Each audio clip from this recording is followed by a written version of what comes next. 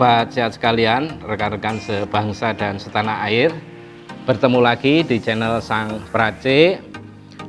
Hari ini kita akan membahas seri berikutnya tentang lambung, yaitu seri ke-6. Apa itu? Yaitu penyakit hernia hiatus atau hernia hiatal. Nah, bagaimana resepnya? Ikuti terus video ini sampai tuntas, sampai selesai, sehingga sobat-sobat sehat sekalian bisa mempraktekkan resepnya di rumah. Sebelum kami menyampaikan resepnya, kami akan sampaikan dulu apa itu hernia hiatus. Jadi hernia hiatus atau dikenal juga hernia hiatal merupakan kondisi di mana bagian lambung kita yang paling atas ini masuk ke rongga dada. Nah, lambung yang seharusnya di rongga perut itu menonjol melalui celah otot diafragma. Jadi lambung kita menonjol melalui diafragma, ya seperti gambar berikut. Nah, menonjolnya melalui celah di otot diafragma. Nah, padahal diafragma ini otot yang memisahkan rongga dada dengan rongga perut. Nah, sobat sehat sekalian, diafragma ini adalah otot besar yang terletak di antara perut dan dada kita. Yang tubuh ini menggunakan otot ini untuk bernapas. Hiatus hernia ini atau hernia hiatus ini banyak dialami oleh orang-orang yang berusia di atas 50 tahun. Jadi orang yang paling berisiko adalah orang yang di atas 50 tahun. Nah, jika otot-otot di dalam tubuhnya mulai mengendur dan melemah, maka mulai terkena atau terserang penyakit hernia hiatus. Jika bagian yang menonjol itu masih kecil, jadi bagian lambung yang menonjol ke diafragma itu masih kecil, umumnya tidak berbahaya. Namun, bila semakin membesar, makanan dan asam lambung dapat kembali naik ke kerongkongan kita. Jadi kalau semakin besar yang masuk ke area diafragma kita, maka makanan atau asam lambung yang ada di lambung kita naik kembali ke kerongkongan dan menimbulkan sensasi terbakar di dada. Sobat sehat sekalian, rekan-rekan sebangsa dan setanah air, penyebabnya apa sih hernia hiatus ini? Jadi hernia hiatus ini terjadi karena otot yang memisahkan rongga perut dan rongga dada, yaitu otot diafragma, itu melemah atau menjadi lemah, sehingga menyebabkan sebagian lambung masuk ke rongga dada. Nah, meski penyebab melemahnya diafragma itu belum diketahui secara pasti, tetapi ada faktor-faktor yang diduga menjadi pemicu terjadinya hernia hiatus ini. Yang pertama, tekanan yang besar pada rongga perut dan secara terus-menerus. Jadi misalnya pada orang yang mempunyai batuk kronis atau sembelit atau dalam pekerjaannya sering mengangkat benda berat sehingga ada tekanan yang besar pada rongga perut secara terus-menerus. Nah, ini dapat mengakibatkan melemahnya otot diafragma. Kemudian yang kedua, cedera pada diafragma. Misalnya cedera ini didapat karena trauma atau karena pernah mengalami operasi. Jadi ada juga yang potensi ini untuk melemahnya otot diafragma. Kemudian karena kehamilan. Jadi karena kehamilan menekan lambung, terus kemudian akhirnya lambung terdorong ke atas, terus menerobos diafragma. Ini ada. Jadi ini kami kumpulkan dari beberapa sumber. Terus kemudian yang menyebabkan terjadinya hernia hiatus ini itu menderita penyakit yang mengakibatkan menumpuknya cairan di perut atau asistes, misalnya sirosis. Nah, ini juga dapat mengakibatkan terjadinya hernia hiatus. Kemudian menderita diabetes. Nah, ini sobat sehat sekalian, jadi diabetes yang kita derita atau kita alami, ini juga bisa menjadi penyebab terjadinya hernia hiatus. Atau yang terakhir, ini terlahir dengan kondisi celah pada diafragma yang besar. Jadi celah antara lambung dan dada kita itu memang sudah agak membesar. Nah, ini kami kumpulkan datanya, ada yang disebabkan oleh itu. Sobat sehat sekalian, rekan-rekan sebangsa dan setanah air, apa saja toh gejala hernia hiatus ini? Yang pertama itu adalah sensasi terbakar di dada. Jadi dadanya rasanya terbakar. Kenapa? Karena asam lambungnya naik. Nah, ini bahasa kerennya heartburn, jadi terbakar di hati. Terus kemudian sering bersendawa, ya, bersendawa. Ini juga berpotensi, sobat sehat sekalian, gejala yang dialami oleh penderita hernia hiatus. Kemudian terasa pahit atau asam di tenggorokan. Nah, ini juga nanti sering dialami oleh penderita hernia hiatus. Kemudian sulit menelan, napas pendek karena memang diafragma kita sudah terisi oleh sebagian dari lambung kita. Ya, gejala berikutnya bila muntah itu berwarna merah atau hitam seperti kopi. Jadi kenapa merah? Karena memang ada sebagian darah ya yang keluar melalui muntah kita, atau hitam ada darah yang terjebak ya yang kita keluarkan. Jadi darah yang sudah lama di lambung kita terus kemudian kita muntahkan, itu nanti warnanya hitam seperti kopi. Atau juga BAB warna gelap seperti warna aspal. Nah, jadi ini bisa menandakan terjadinya pendarahan pada saluran pencernaan. Jadi hernia hiatus ini kalau dibiarkan terus-menerus akan terjadi pendarahan di saluran pencernaan kita. Terus kemudian palpitasi. Ya, palpitasi ini adalah dada berdebar. Jadi sobat-sobat sehat sekalian, manakala mengalami gejala dada mudah berdebar, ini juga bagian dari gejala hernia hiatus. Dan terakhir, sakit di area dada atau perut. Jadi kalau yang pertama tadi nyeri, terasa terbakar, ini sakit di area perut dan dada kita. Nah, apa saja sih tindakan kita atau pola hidup kita untuk meringankan gejala hernia hiatus? Yang pertama, jangan menggunakan pakaian atau ikat pinggang yang terlalu ketat. Ya, jadi ikat pinggang kita yang terlalu ketat atau pakaian kita yang terlalu ketat itu sementara tidak dulu ketika sobat sehat sekalian terkena hernia hiatus.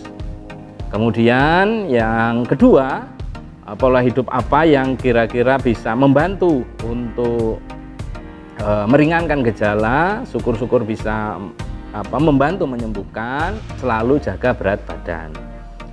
Berikutnya itu makan dengan porsi kecil, lunak ya, jangan lupa lunak dan sering.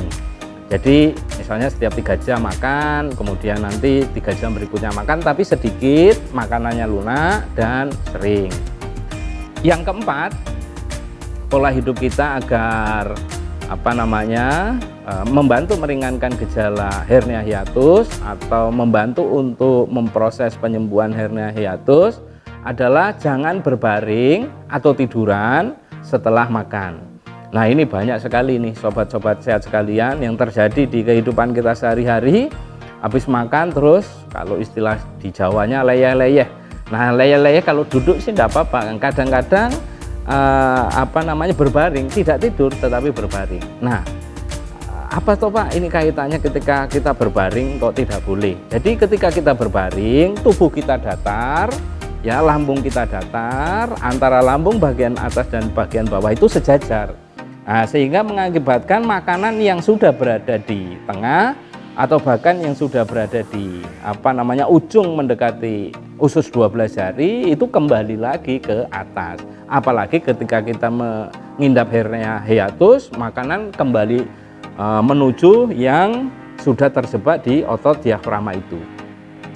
Terus kemudian berikutnya yang kelima, menghindari makanan atau minuman yang merangsang produksi asam lambung atau yang dapat mengiritasi lambung seperti alkohol, kafein, tomat. Jadi sayuran tomat itu untuk penderita yang berkaitan dengan lambung sementara dihindari dulu. Kemudian coklat, kemudian makanan berminyak dan berlemak ya, makanan berminyak dan berlemak serta yang dapat mengiritasi lambung. Apa itu? Makanan pedas dan asam. Untuk sementara sobat sehat sekalian, itu dihindari terlebih dahulu. Kemudian berikutnya yang keenam, ketika ingin tidur atau berbaring tetapi setelah 2 atau 3 jam makan, itu kepala harus lebih tinggi, paling tidak 20 cm dari perut kita. Jadi kepalanya diganjal ya, atau bantalnya lebih tinggi. Supaya apa? Supaya makanan yang sudah di lambung bagian tengah atau bagian bawah tidak kembali lagi ke bagian atas yang terkena hernia hiatus itu. Nah, sobat sehat sekalian, rekan-rekan sebangsa dan setanah air.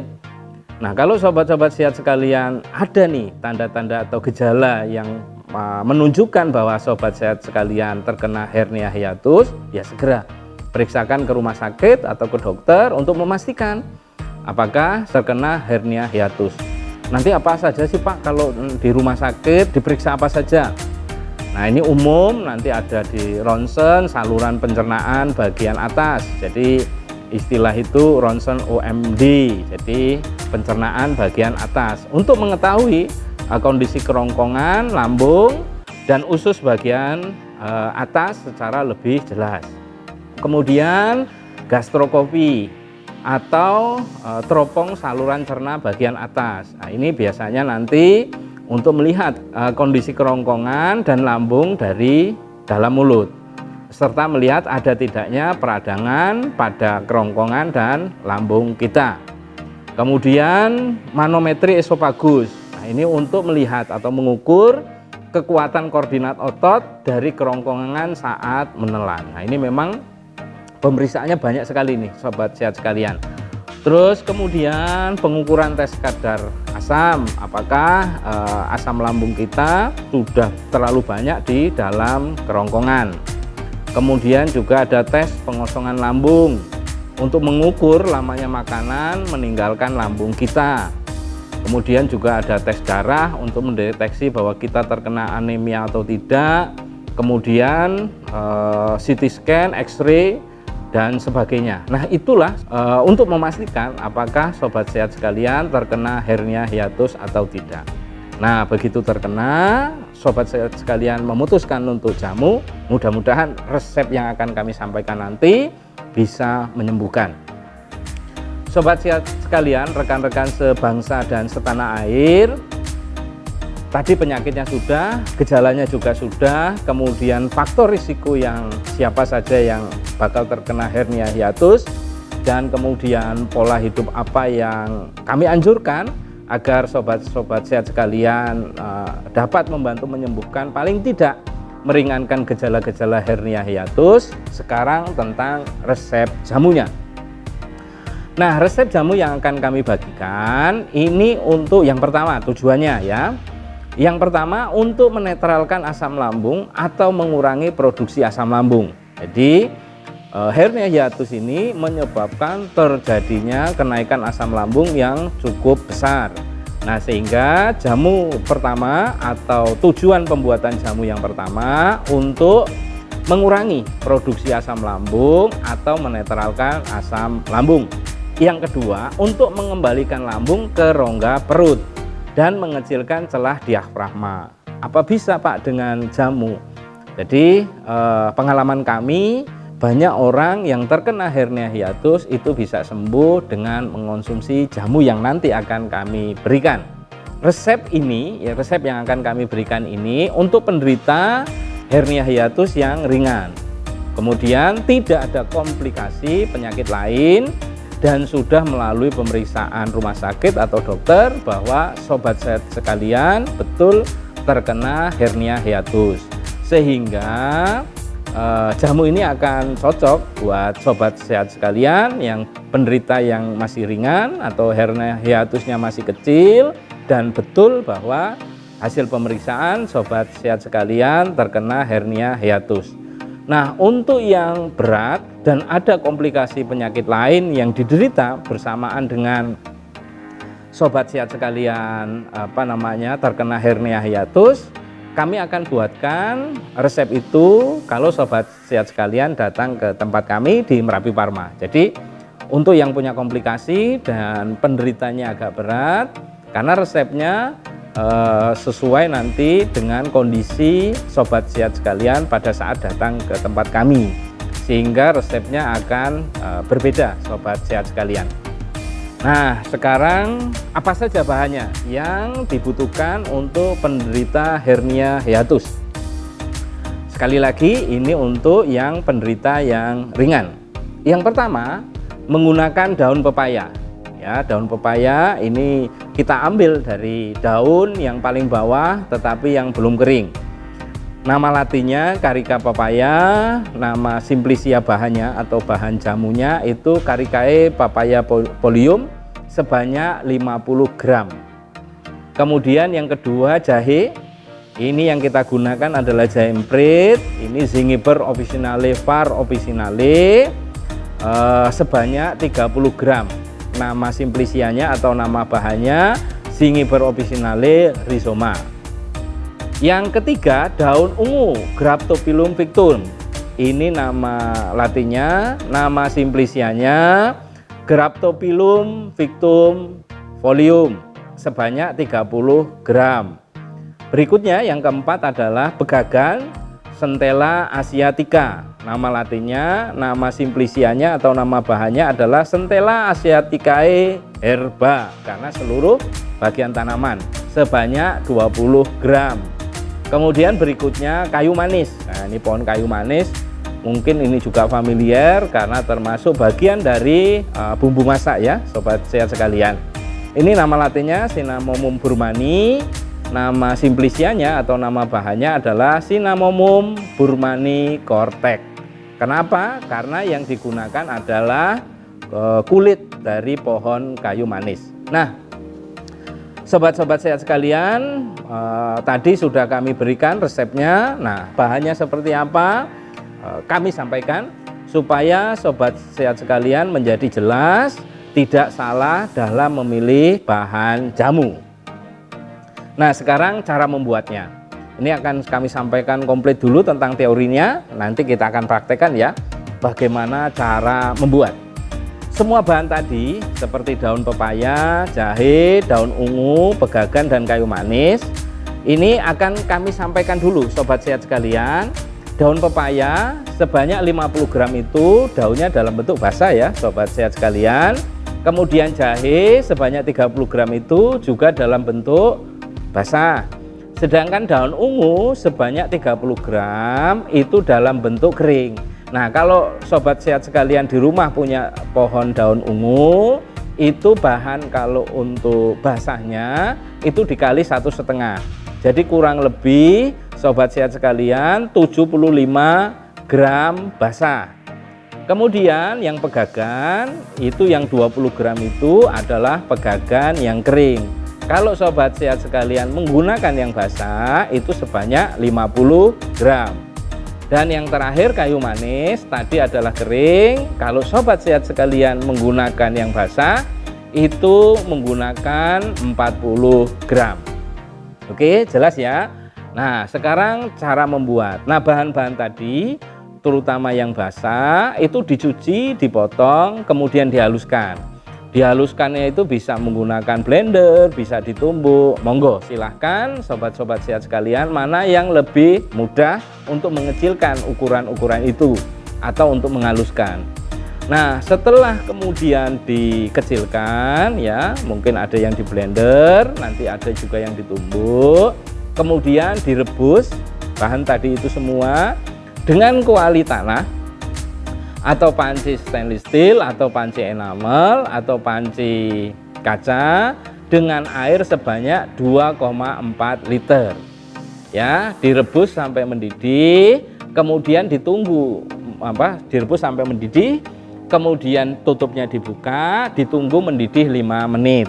Nah, setelah selesai merebus, api dimatikan. Nah, setelah api dimatikan, misalnya kita membuat jamunya pagi, nanti malam hari jamu harus dipanasi kembali. Prinsipnya setiap 12 jam jamu harus dipanasi, cukup sampai mendidih, tidak perlu mendidih 5 menit.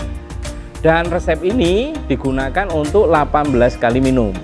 Jadi kalau sobat sehat sekalian ingin mengalihkan, saya mau sekalian saja, ya jumlah bahannya pun harus dikalikan sesuai dengan jumlah air nanti yang ditambahkan. Jadi kalau misalnya mau ingin dikalikan 2 kali lipat, airnya yang tadinya 2,4 menjadi 4,8. Nah, bahan-bahan yang saya sampaikan tadi ya dikalikan 2 semua, sehingga dosis dan takarannya tercapai. Baik sobat sehat sekalian, tadi cara membuatnya sudah, sekarang dosis dan aturan minum. Nah, untuk pengobatan diminum sehari 5 kali. Sekali minum 100 cc ya, setengah gelas lah, setengah gelas belimbing. Kalau di sini biasanya menyebutnya seperti itu. Nah, diminum sehari 5 kali atau setiap 3 jam sebelum makan. Jadi memang dalam perut kosong. Misal pagi-pagi sobat sehat sekalian bangun tidur belum terisi apapun, silahkan minum jamu ini hanya 100 cc. Terus kemudian misalnya jam 6, kemudian 3 jam berikutnya jam 9, ya diminum lagi 100 cc. Jadi sehari 5 kali, sekali minum 100 cc. Nah, kalau untuk yang pencegahan, Pak, saya itu nggak terkena hernia hiatus, tapi ya ingin jaga-jaga atau pernah terkena hernia hiatus supaya tidak kambuh lagi. Bagaimana cara minumnya? Cukup sehari 2 kali, di pagi dan malam hari. Di pagi sebelum makan, malam hari 2-3 jam sebelum tidur. Nah, itu sobat sehat sekalian, dosis dan aturan minum yang berkaitan dengan jamu atau resep jamu hernia hiatus. Penyakitnya sudah kami berikan, kemudian gejalanya apa sudah kami berikan, terus kemudian faktor risiko juga sudah kami berikan, terus kemudian kebiasaan apa yang bisa meringankan atau membantu proses penyembuhan hernia hiatus juga sudah, resepnya juga sudah kami berikan beserta bahan-bahannya dan foto-foto tanamannya, beserta juga beratnya, dan terakhir juga sudah kami berikan dosis dan aturan minumnya. Yang terakhir kita akan praktek ya sobat sehat sekalian untuk membuat jamu hernia hiatus. Seperti apa? Ikuti terus video ini supaya sobat sehat sekalian bisa langsung mempraktekkan sendiri di rumah.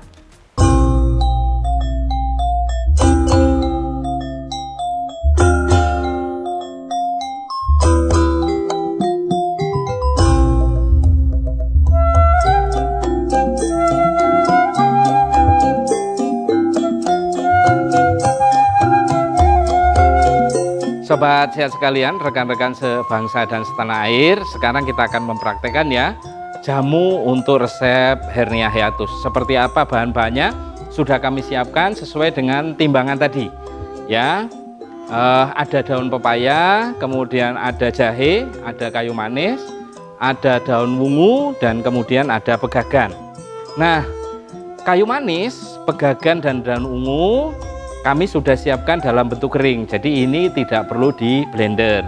Terus kemudian yang akan kita blender agar ukurannya kecil adalah jahe dan daun pepaya. Nah, untuk daun ungu, kayu manis, dan pegagan, bahannya bisa kita langsung masukkan di dalam kuali ya sobat sehat sekalian. Oke, sekarang yang kering kita masukkan dulu bahan-bahannya. Kita masukkan dulu bahan-bahannya. Ini kayu manis tadi, pegagan, ini kayu manisnya ya, kita masukkan ya. Ini masih kosong sobat sehat sekalian, jadi belum ada airnya, kita masukkan dulu. Nanti kita takar airnya 2,4 liter ya. Ini bahan-bahannya.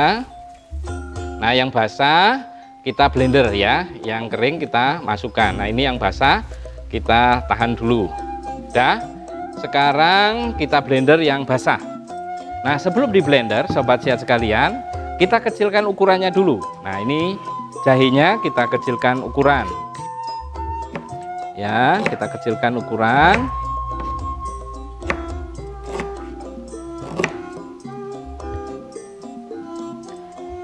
Nah, kita buka dulu blendernya. Ya, kita masukkan. Ini jahe. Terus kemudian, nah ini juga jahe. Terus kemudian daun pepaya. Oke ya. Daun pepayanya kita kecilkan juga ukurannya.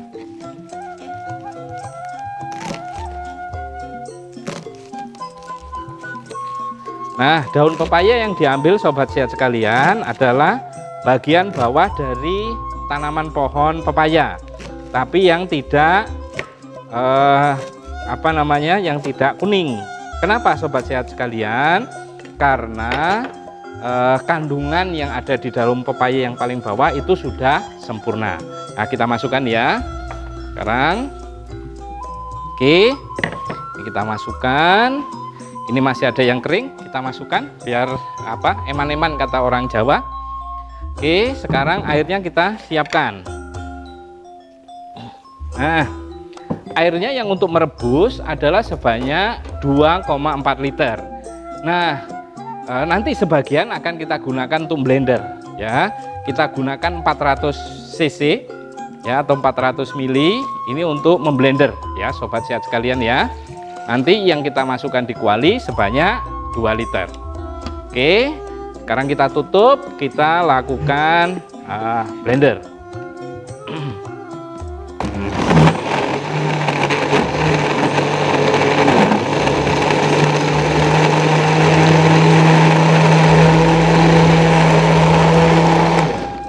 Cukup sobat sehat sekalian, hanya sebentar saja blender yang kita lakukan. Terus kemudian sudah lembut ya, karena yang kita blender tidak terlalu banyak ya. Terus yang ini kita masukkan di dalam kuali. Oke, sisa yang masih ada di blender kita koclai ya, sekaligus kita takar. Tadi kan 2,4 liter, tadi udah kita gunakan untuk blender 400 cc, berarti kurang 2 liter. Nah, ini kita masukkan setengah liter, kita untuk kocak ini ya. Terus kita masukkan, dah. Terus kemudian sisa airnya 1,5 liter. Kita takar 1,5 liter. Nah, Pak, itu air matang atau mentah? Ini air mentah sobat sehat sekalian, karena memang akan kita rebus. Oke, 1, kita hitung sama-sama. 2, dan 1 lagi, 3. Nah, jadi total airnya sudah 2,4 liter. 400 cc ikut tadi kita gunakan untuk blender. Yang 500 cc atau setengah liter kita gunakan untuk ngoclok atau membersihkan ya. Kita gunakan untuk membersihkan blender. Yang 1,5 liter kita langsung masukkan di dalam kuali. Sekarang kita tutup. Nah, kita persiapkan pengaduknya atau centongnya. Terus kemudian api dihidupkan. Nah, sobat sehat sekalian, kalau merebusnya menggunakan kuali dengan air sebanyak 2,4 liter itu membutuhkan waktu 15 sampai 20 menit. Kurang lebih ya, 15 sampai 20 menit. Jadi, kalau sobat sehat sekalian itu menggunakan panci stainless atau menggunakan enamel atau menggunakan panci kaca, itu bisa lebih cepat lagi, mungkin kurang lebih 10 sampai 15 menit. Nah, sobat sehat sekalian, kita sekarang akan menunggu ya selama kurang lebih 15 sampai 20 menit lagi.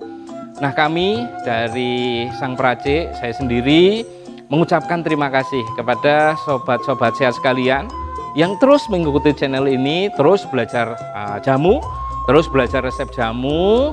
Semoga bermanfaat buat sobat-sobat sehat sekalian. Resep-resep yang kami berikan dari Sabang sampai Merauke, dari Pulau Miangas sampai Pulau Rote. Oke, kita tunggu dulu 20 menit sampai jamunya ini mendidih.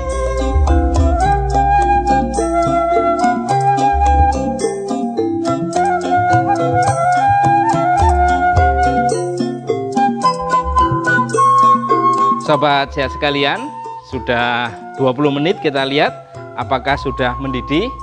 Kita lihat, sudah mendidih sobat sehat sekalian. Ya, kita aduk sebentar. Terus kemudian biarkan tutupnya terbuka, kita tunggu 5 menit. Nah, sobat sehat sekalian, rekan-rekan sebangsa dan setanah air, ini adalah seri resep yang ke-6 ya, mengenai jamu hernia hiatus. Untuk seri yang ke-7 kita akan membahas, ini juga berkaitan dengan gejala atau dispepsia yang berkaitan dengan lambung, adalah ulcus duodenum atau radang usus 12 jari. Seperti apa resepnya, seperti apa penyakitnya, ikuti terus ya video sang peracik ini. Nah, ini sudah 5 menit. Sekarang kita matikan apinya. Kemudian kita ambil 100 ml atau 100 cc. Itu seperti apa? Oke, kita siapkan gelasnya dan saringannya ya. Jangan lupa disaring. Kita ambil. Oke. Sedikit lagi. Nah, ampasnya jangan lupa dimasukkan lagi karena nanti setiap 12 jam jamunya kita panasi. Udah cukup, terus kemudian kita tutup kembali. Sekali lagi sobat sehat sekalian, jamu ini untuk 18 kali minum dan setiap 12 jam harus dilakukan pemanasan kembali ya. Harus diangeti kalau dalam bahasa sini, di bahasa Jogja. Nah, 100 ml seperti apa? Nah, seperti ini sobat sehat sekalian. Jadi minum dalam kondisi sebelum makan ya, perut kosong. Sebanyak 100 ml selama 3 jam sekali ya. Setelah 3 jam sekali sobat sekalian minum jamu untuk hernia hiatus ini 100 cc. Pak, berapa lama Pak orang yang terkena hernia hiatus ini bisa sembuh setelah minum jamu ini? Nah, pengalaman kami, kalau yang ringan itu seminggu atau 2 minggu biasanya sudah bisa kembali normal. Memang kalau untuk yang berat itu bisa sampai 2-3 bulan minum jamu ini. Tetapi ingat, jamu ini hanya untuk penderita yang ringan. Untuk yang berat silakan datang ke Merapi Pharma, nanti akan kami racikan sesuai dengan kondisi sobat sehat sekalian pada saat datang ke sini. Dan jangan lupa bawa analisa dari lab atau dokter supaya jamunya bisa pas. Itu ya sobat sehat sekalian. Dan terakhir, sebagai penutup, karena resepnya sudah kami berikan, bahan-bahannya seperti apa sudah kami berikan, terus kemudian gejalanya sudah, penyakitnya itu seperti apa tentang hernia hiatus untuk seri ke-6 ini. Dan terakhir, sebagai bagian dari kita rileks belajar jamu, akan saya sampaikan atau saya berikan pantun untuk sobat sehat sekalian. Sing purun nguri-nguri tanduran, atine adem ora panas. Ugi saged celak kalih pangeran lan akhlake saged bagus. Sinten sing uripe ajeng bergas waras, monggo kanca ndamel jamu lan diunjuk kagem hernia hiatus.